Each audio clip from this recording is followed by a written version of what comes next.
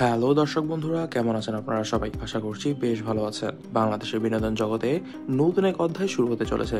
শবনম বুবলী ও জায়েদ খানের বিয়ে নিয়ে দীর্ঘদিনের গুঞ্জন অবশেষে সত্যিতে পরিণত হতে চলেছে। জানা যাচ্ছে বুবলির শর্তগুলো মেনেই বিয়েতে রাজি হয়েছেন জায়েদ খান। তাদের সম্পর্কের এই নতুন মোড় নিয়ে ইন্ডাস্ট্রিতে যেমন উত্তেজনা, তেমনি তাদের বিয়ের আয়োজনে যুক্ত হয়ে সবকিছুকে আরো জমকালো রূপ দিতে এগিয়ে এসেছেন জনপ্রিয় অভিনেতা ও প্রযোজক মনোয়ার হোসেন দীপজল। কিছুদিন আগে আলোচিত হয়েছিল বুবলির 4টি শর্ত, যেটির মধ্যে ছিল সন্তান বীরকে দায়িত্ব সহকারে মেনে নেওয়া, গোপন নয় প্রকাশ্যে বিয়ে করা, অভিনয় চালিয়ে যাওয়ার স্বাধীনতা আর অতীত ভুলে নতুন ভাবে জীবনকে শুরু করা। জায়েদ খানের শর্তগুলোকে মেনে নেওয়ার পর বুবলির পক্ষ থেকে সবুজ সংকেত দেওয়া হয় বিয়ের জন্য।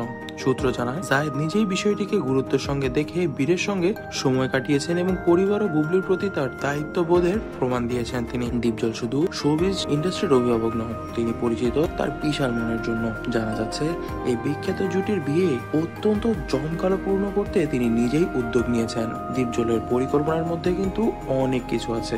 ঢাকার 5 তারকা হোটেল ওয়েস্টিনেই বিয়ের আসর বসাবেন দীপজল, যেখানে পুরো ইন্ডাস্ট্রির তারকাদের আমন্ত্রণ করা হবে। বিয়ের মঞ্চ সাজানো হবে গোল্ড এবং রেড থিমে, যা থাকবে চোখ ধাঁধানো। দীপজল নিজেই তত্ত্বাবধান করেছেন ভোজন আয়োজনে। বাঙালি এবং আন্তর্জাতিক খাবারের ভান্ডার থাকবে বুবলি ও জায়েদ খানের বিয়ের মধ্যে।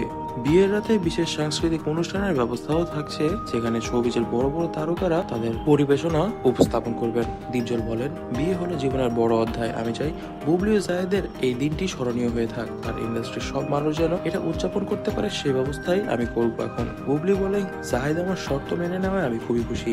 এটা আমার নতুন জীবনের নতুন শুরু। আর দীপজল ভাই যে আমার পাশে এসে দাঁড়িয়েছে, তা আমাদের জন্য অনেক বিশাল একটি ব্যাপার। আমি তার প্রতি অনেক কৃতজ্ঞ। জায়েদ খান বলেন, আমার জীবনকে সবাই আশীর্বাদ করেছে, এটাই আমার জন্য অনেক বড় ব্যাপার। বুবলির ছেলে বীরকে আমি আপন বলে আগলে রাখবো, আর বুবলিকে আমি আজীবন আমার কাছে আগলে রাখবো।